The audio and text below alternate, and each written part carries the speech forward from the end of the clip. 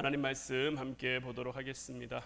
오늘 우리가 함께 나눌 하나님 말씀은 고린도전서 2장 1절부터 5절까지 말씀입니다. 고린도전서 2장 1절부터 5절까지 말씀, 우리 다 같이 한 목소리로 말씀 함께 보도록 하겠습니다. 형제들아, 내가 너희에게 나아가 하나님의 증거를 전할 때에 말과 지혜의 아름다운 것으로 아니하였나니 내가 너희 중에서 예수 그리스도와 그가 십자가에 못 박히신 것 외에는 아무것도 알지 아니하기로 작정하였음이라.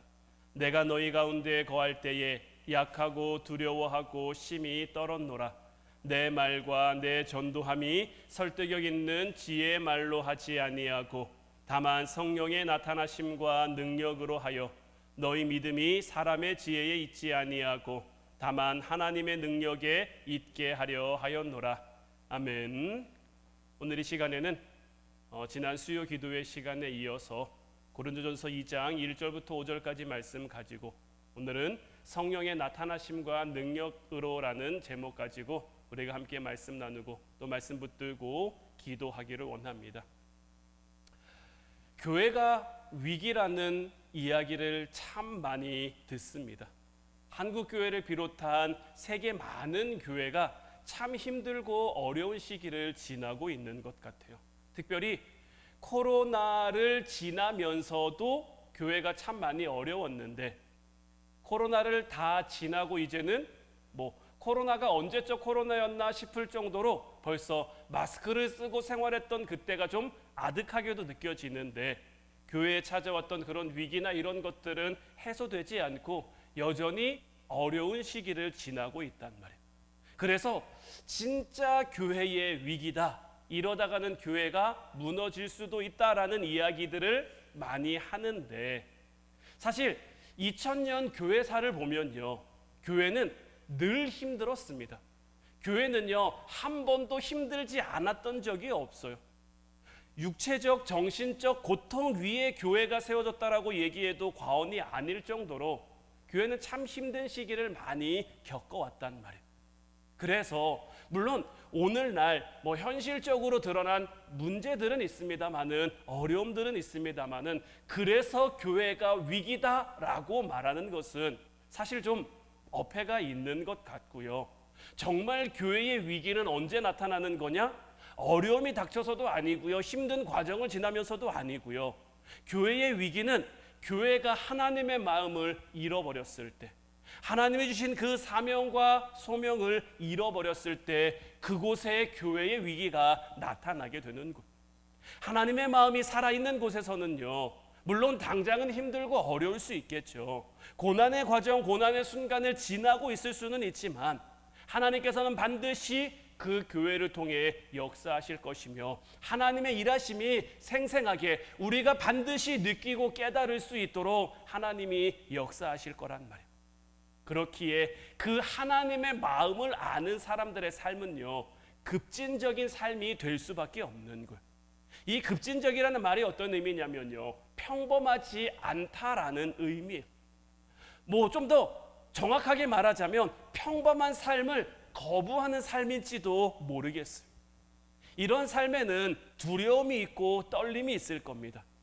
그런데 이것은요, 평범하지 않은 삶을 살아가는 사람들에게는 당연히 따라오는 현상일 거예요. 오늘 본문 3절 말씀에서도 내가 너희 가운데 거할 때 약하고 두려워하고 심히 떨었다라고 사도 바울이 고백하고 있는데, 사도 바울의 그 사역의 삶을 보면요, 그가 많은 매를 맞았고 배척당하기도 했고 그의 기득권과 그의 학벌과 그가 가지고 있는 모든 것들을 배설물처럼 여기고 정말 목숨 걸고 복음을 전했는데 그가 그런 사역을 감당한 이유가 무엇이겠습니까? 사도 바울은 예수님 믿는 사람들을 잡으려고 다메섹으로 향하고 있었는데 다메섹으로 가는 그 길 가운데서 부활하신 예수님을 만났단 말이에요. 부활하신 예수님을 만남으로 바울은 비로소 하나님의 마음이 어떤 마음인지를 알게 됐죠. 그 전까지는 자기가 하나님을 잘 안다고 생각했는데, 자기가 하나님을 가장 사랑하는 사람이라고 여겼었는데, 예수님을 만나고 보니까 자기는 하나님의 마음을 정말 모르고 있었고 그 누구보다 하나님의 마음을 아프게 했을 사람이구나라는 것을 깨닫게 된 거죠. 그러면서 오늘 본문의 고백처럼 하나님이 자기를 위해 그분의 독생자를 이 땅에 보내어 십자가에 못 박혀 죽게 하신 것과 이런 자기였지만 정말 대단한 착각 속에 살아가는 나였지만 이런 나를 버리지 않고 이런 나를 모른다 하지 않고 예수님을 만나는 이 순간까지 나를 기다려주시며 오래 참아주신 것, 그리고는 이제 앞으로는 뭡니까? 나와 같은 누군가를 위해서도 우리 하나님께서는 동일한 마음으로 기다려주고 계실 텐데 이제 그 하나님의 마음을 내가 아는 자가 됐으니 이제 나도 그런 사역에 그런 하나님의 일하심에 동참해야 되지 않겠는가라는 그런 마음을 깨닫게 된 거죠. 그러니까 하나님께서 자기와 같았던 누군가를 위해 참고 있고 그들을 위해 십자가에 매달리셨다라는 것이 이 사도 바울에게는 떨림과 두려움이 된 거예요. 말씀드린 것처럼 하나님이 나를 사랑하시기 때문에 그렇게 참아주신 것처럼 누군가를 위해 십자가에 달리셨고 지금도 그 누군가를 위해 참아주고 계시다면 이제 그 일, 그 하나님의 마음을 내가 아는 자가 되었으니 이제 그 하나님의 일하심에 이것이 사도 바울의 사명이 되어 하나님이 정하신 대로 이방인을 위한 사도의 역할을 감당하게 된 것이고 이 역할을 감당함에 있어서 이 사명을 감당함에 있어서 때로는 춥고 때로는 배고프고 때로는 헐받고 때로는 매맞고 때로는 바다에 빠지기도 하고 때로는 억울하게 누명을 쓰기도 했지만 사람들에게 배척당하기도 했지만 그 모든 것들을 넉넉히 이길 만큼 하나님께서 주신 마음으로 그 안이 충만해지니까 이런 것들을 능히 감당할 수 있게 된 거죠. 이런 하나님의 마음은요 모든 것을 초월하게 돼 있는 거예요.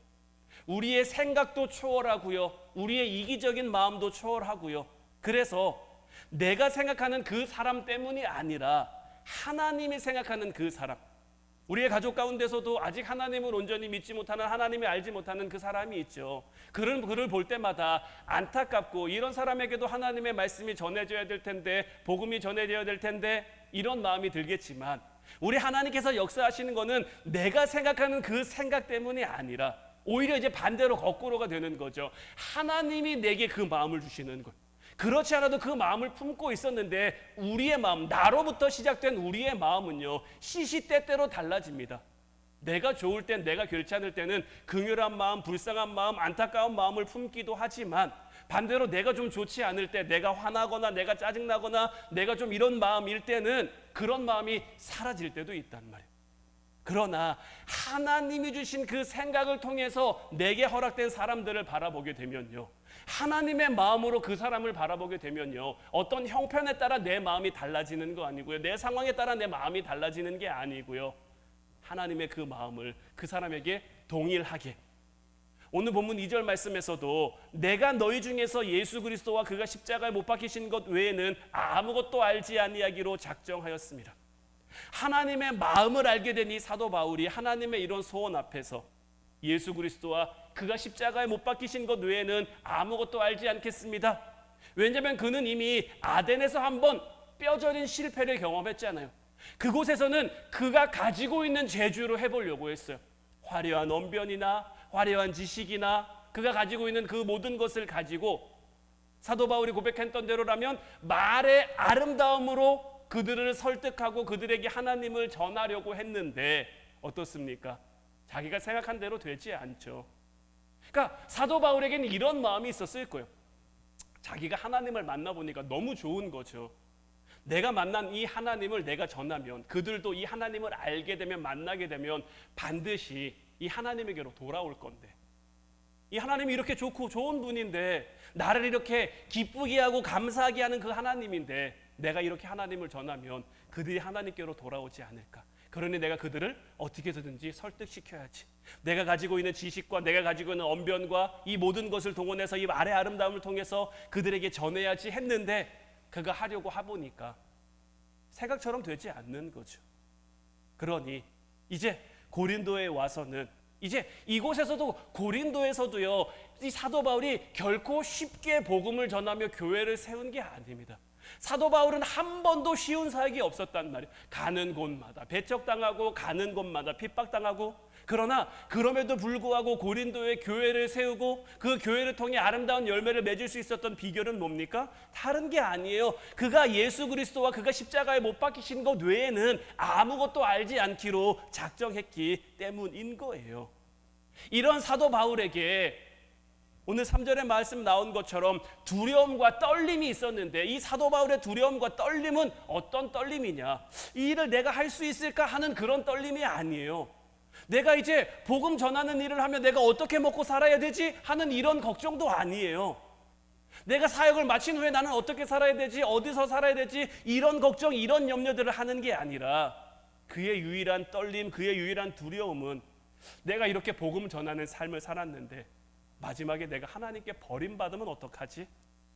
내가 지금은 하나님의 마음을 알아 하나님을 향한 삶을 살아가고 있는데 내가 하나님의 마음을 떠난 사람이 되지 않을까 하는 그 두려움과 떨림이 그에게 있었던 것이고, 이런 두려움과 떨림의 마음이 사도 바울을 붙잡아 그 처음 마음을 잃지 않게 한 거고, 결국 그로 하여금 끝까지 하나님 앞에 쓰임받는 사람이 되게 했단 말이에요. 그러니까 오늘 말씀에서는 두려움과 떨림이라고 표현되어 있지만 사실 이 두려움과 떨림은 무엇을 말하느냐? 하나님을 경외하는 것을 말하는 것.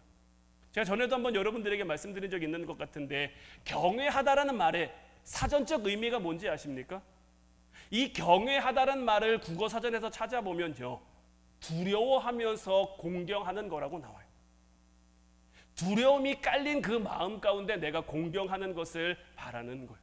그러니까 내가 하나님 앞에 온전히 서 있기 위한 그 두려운 마음이, 내가 온전히 서 있지 못하면 어떡하지 하는 그 두려운 마음이 우리 안에 있어야 되는 거고, 그 두려운 마음 가운데서도 하나님을 향한 그 내 삶의 방향은 절대 놓치지 않는 그 삶을 살아가는 것이 하나님을 경외하는 삶. 그런데 이런 경외하는 삶도 보면요, 우리가 하나님 앞에, 우리 편에서는 우리가 하나님 앞에 서 있다라고 이야기할 수 있지만 철저히 하나님이 우리를 붙잡아 주시기 때문인 거예요.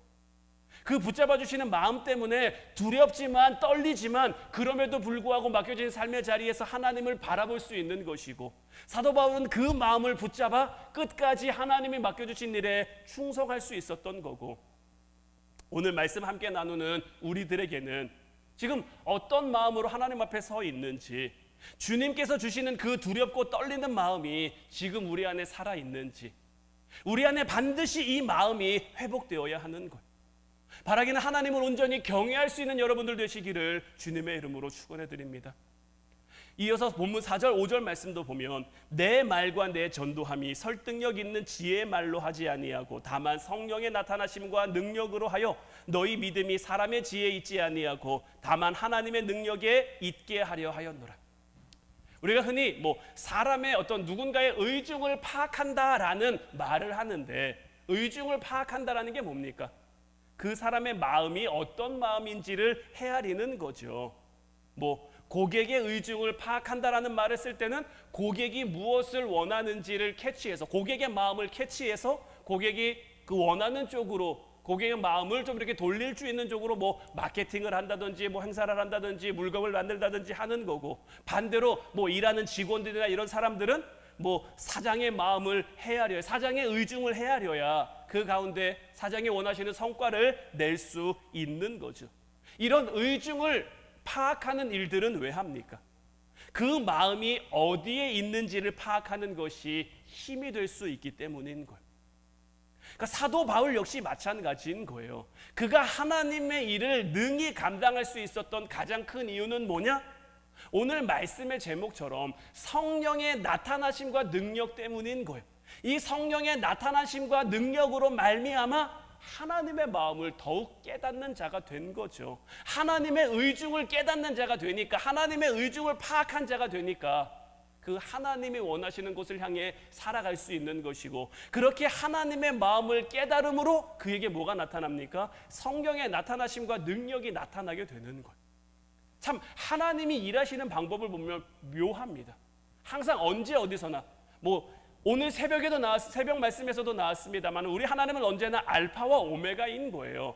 내가 시작한다고 생각하지만 언제나 모든 일의 시작은 하나님이 시작이세요. 사도 바울의 이 시작도 누구로부터 인함입니까?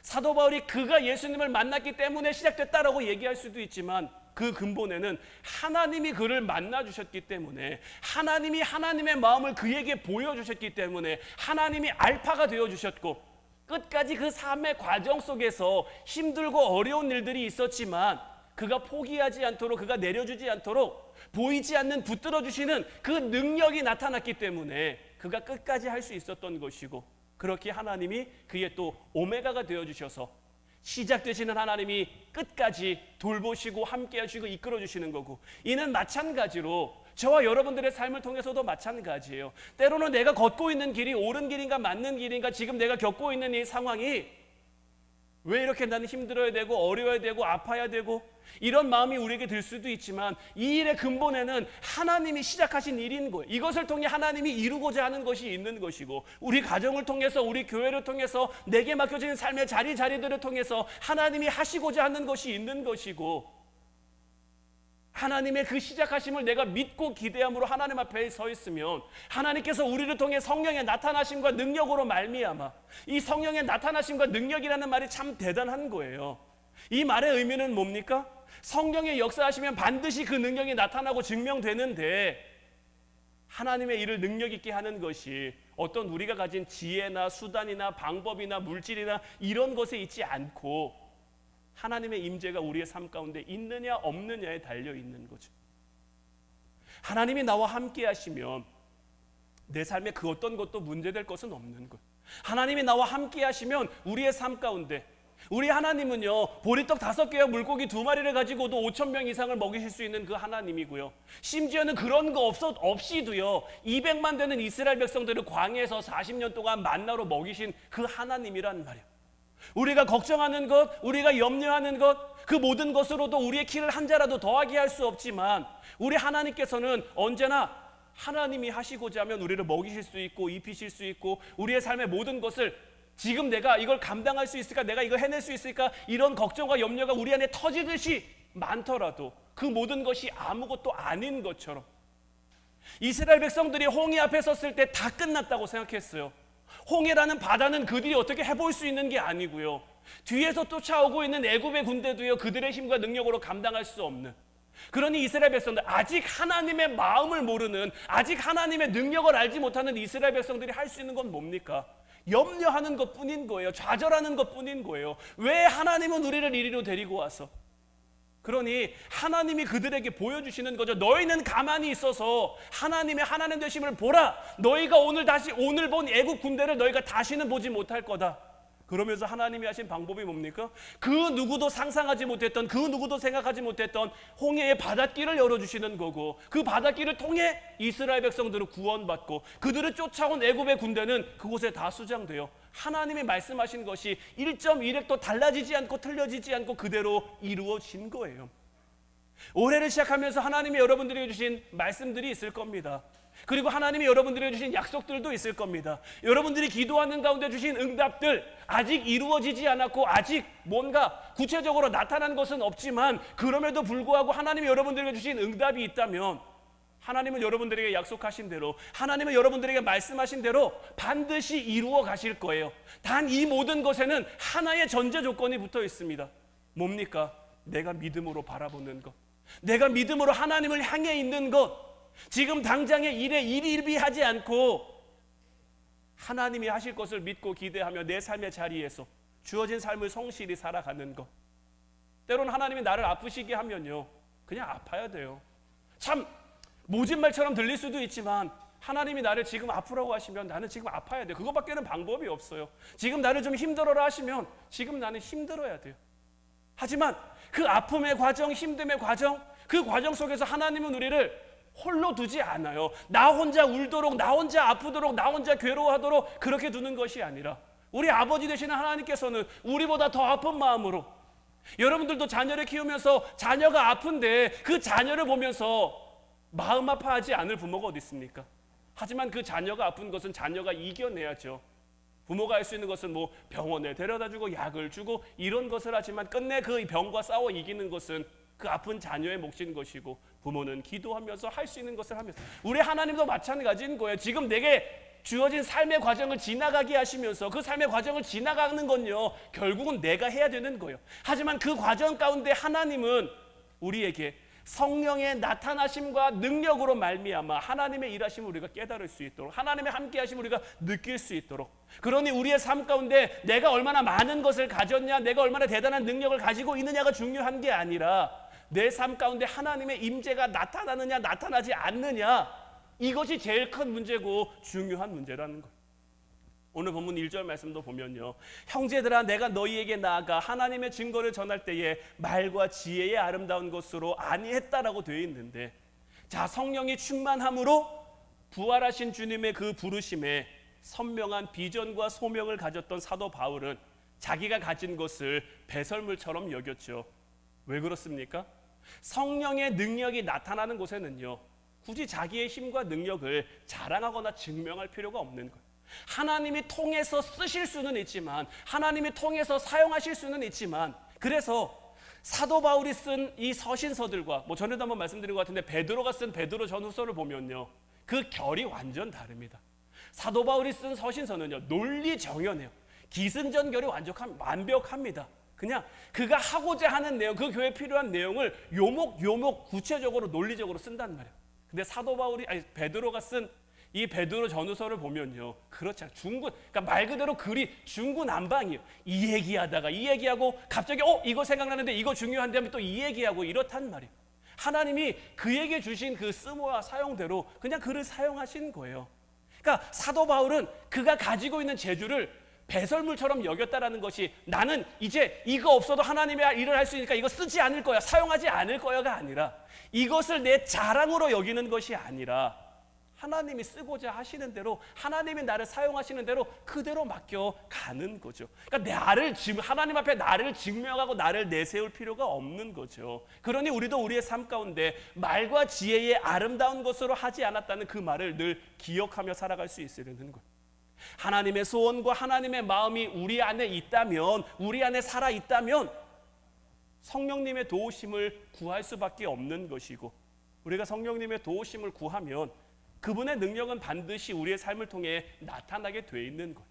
하나님의 능력이, 하나님의 임재가 우리의 삶 가운데 나타나면 이보다 더 강력한 것이 무엇이 있겠습니까?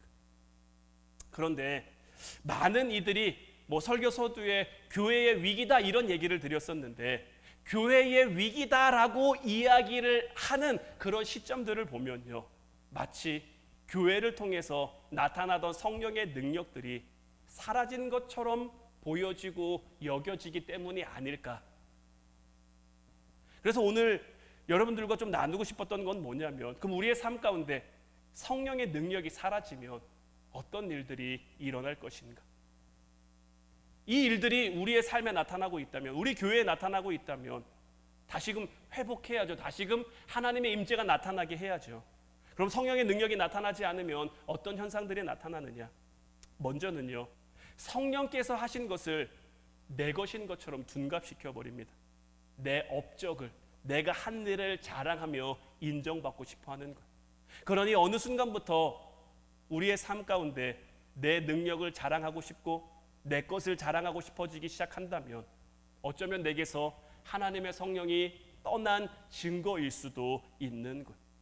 우리는 사울이라는 왕을 잘 알고 있죠. 제가 이 사울 왕의 삶을 좀 잘 살펴볼 수 있는 4개의 말씀을 준비했는데요. 먼저 사무엘상 11장 15절 말씀 보면, 모든 백성이 길갈로 가서 거기서 여호와 앞에서 사울을 왕으로 삼고 길갈에서 여호와 앞에 화목제를 드리고 사울과 이스라엘 모든 사람이 거기서 크게 기뻐하니라. 가장 먼저 하나님의 부르심을 받아 왕으로 세워질 때의 사울 왕에 대한 말씀입니다. 사울 왕이 처음 하나님 앞에 기름 부음 받고 왕으로 세워질 때만 해도요, 하나님 앞에 화목제를 드리는 그러한 하나님 앞에 하나님을 기쁘시게 하는 자로, 하나님 앞에 겸손한 자로 이 사울 왕이 서 있었습니다. 그런데 사무엘상 14장 35절 가면요, 사울이 여호와를 위하여 제단을 쌓았으니 이는 그가 여호와를 위하여 처음 쌓은 제단이었더라. 이 말씀의 배경은 어떠냐면요, 이스라엘은 늘 블레셋과 많은 전쟁을 펼치잖아요. 이때도 사울 왕이 이제 중심이 돼서 그 아들 요나단과 함께 블레셋과의 전쟁을 하고 있었단 말이에요. 그런데 이 사울이 하나님을 위해서 왜 제단을 쌓았느냐? 이제 하나님 앞에 이제 이것을 통해서 뭘 묻습니다. 하나님, 이 죄가 누구를 인함인 겁니까? 라고 묻는단 말이에요. 근데 하나님이 대답하지 않아요. 하나님이 대답해 주지 않아요. 그래서 그러면 이 죄가 누구의 죄? 그러니까 이때까지만 해도 이 사울 왕의 중심에는요, 하나님이 있어요. 전쟁에 나감에 있어서 하나님의 이름을 앞세워 나갔단 말이에요. 하나님의 언약궤를 앞세워 나갔단 말이에요. 그래서 블레셋과의 전투, 모압과의 전투, 이런 전투에서 하나님이 주시는 승리를 맛보고, 그런데 이 첫 제단을 쌓으면서 하나님 앞에 누구의 범죄로 인함입니까? 라고 물어보기 시작하면서 그의 삶이 완전히 달라지는데, 이때 제비를 뽑아서 제비에 누가 뽑혔느냐? 그의 아들 요나단이 뽑혀요. 사울이 이것을 인정하지 않습니다. 왜냐하면 그때 요나단이요, 굉장히 전쟁에 큰 공을 세웠단 말이에요. 이런 전쟁에 큰 공을 세운 사람이 어떻게 하나님 앞에 범죄한 사람일 수 있느냐라고 하면서 그 하나님 앞에 이렇게 제사 드리고 예배 드리면서 그가 정한 것을 시행하지 않는단 말이에요. 그러면서 그의 삶의 방향이 달라져요. 사무엘상 14장 52절 말씀 보면요, 사울이 사는 날 동안에 블레셋 사람과 큰 싸움이 있었으므로 사울이 힘센 사람이나 용감한 사람을 보면 그들을 불러 모았더라. 지금껏 그가 전쟁에 승리할 수 있었던 이유, 그가 이스라엘의 왕이 될 수 있었던 이유가 무엇입니까? 하나님의 함께하심 때문이란 말이에요. 그런데 이제는 하나님을 의지하지 않아요. 자기의 곁에 자기를 위해서 싸워줄 수 있는 힘센 사람들, 그들의 힘과 그들의 능력을 의지하고자 하는 거고요. 이것이 언제 정점을 찍느냐? 사무엘상 15장 12절 말씀 보면, 사무엘이 사울을 만나려고 아침에 일찍 일어났더니 어떤 사람이 사무엘에게 말하여 이르되, 사울이 갈멜에 이르러 자기를 위하여 기념비를 세우고 발길을 돌려 길갈로 내려갔다 하는지라. 전쟁의 승리를 위해 기념비를 세우는데 누구를 위한 기념비입니까? 자기를 위한 기념비인 거예요. 내가 잘 싸워서 이 전쟁에 승리했다. 이 기념비는 아말렉과의 전투 후에 세운 거죠. 아말렉과의 전투 무엇 때문에 한 겁니까? 하나님이 그로 하여금 아말렉을 진멸하라 그랬단 말이에요. 하나님이 함께 하시는 전쟁을 그가 나갔는데, 하나님이 시작하신 전쟁을 그가 나갔는데, 내가 잘 싸워서 내가 이겼다며 자기를 위해 갈멜에 기념비를 세우는 보상심리라는 말이 있죠. 뭔가가 원하는 만큼 채워지지 않았을 때 그 채워지지 않은 부분을 보상받고 싶은 그 마음인데, 이 보상심리라는 말이 가장 많이 나타날 수 있는 부분이 바로 이 명예에 대한 부분입니다.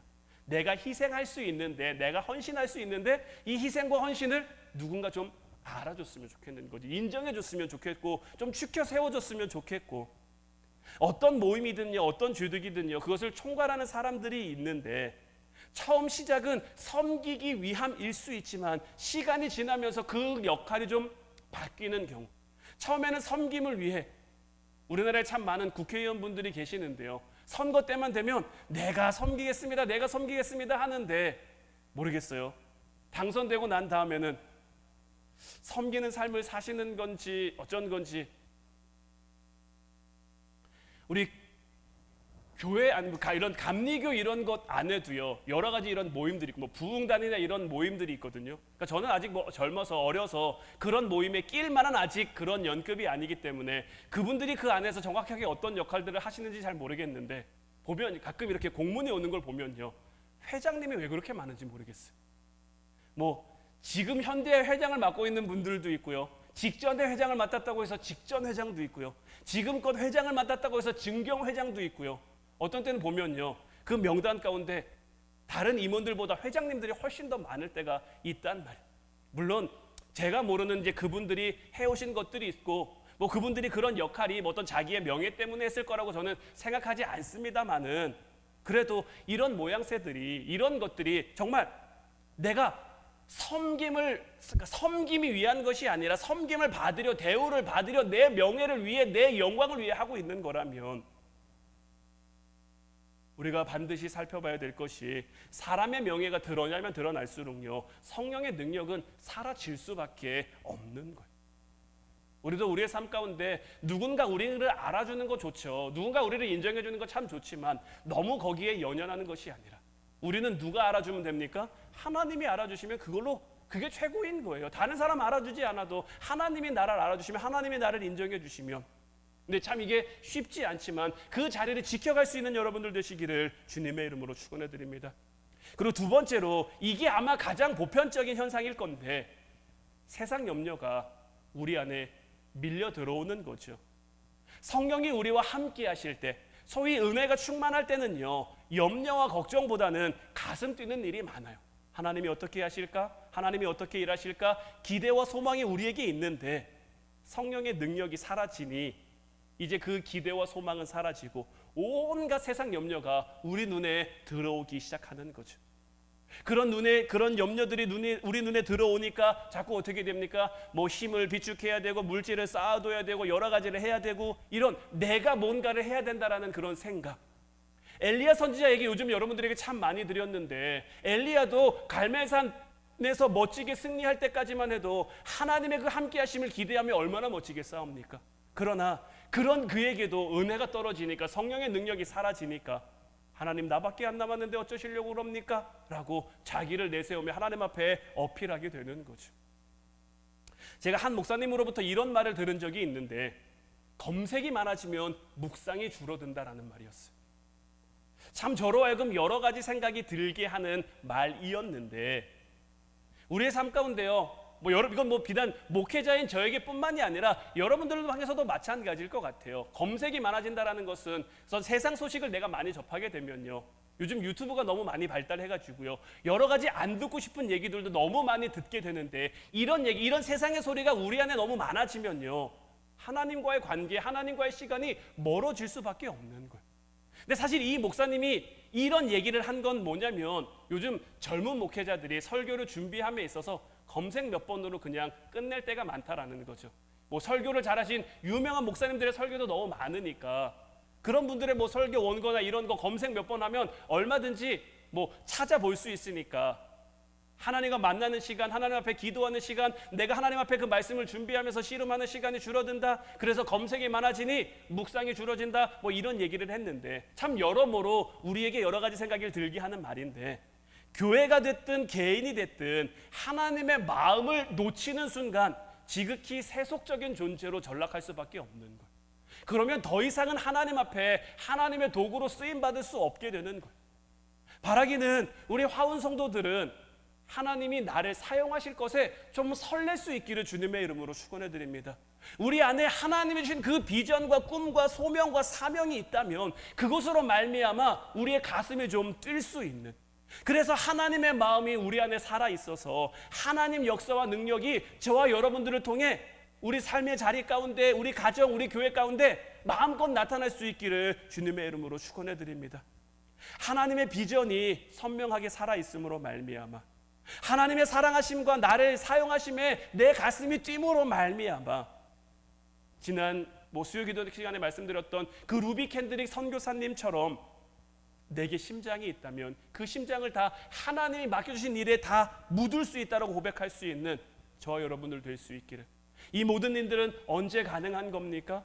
오늘 말씀의 제목처럼 성령이 우리 안에서 역사하실 때, 그 성령의 능력이 우리를 통해 나타날 때, 우리가 하나님의 마음을 아는 자들이 되어, 우리가 또 하나님의 마음을 아는 자가 되면 우리를 향해 하나님의 일하심과 하나님의 역사하심이 나타나셔서 우리로 하여금 우리에게 맡겨진 삶의 자리 가운데, 우리 가정 가운데, 교회 가운데 하나님의 나라가 임하는 놀라운 역사를 만들어낼 줄 믿어요.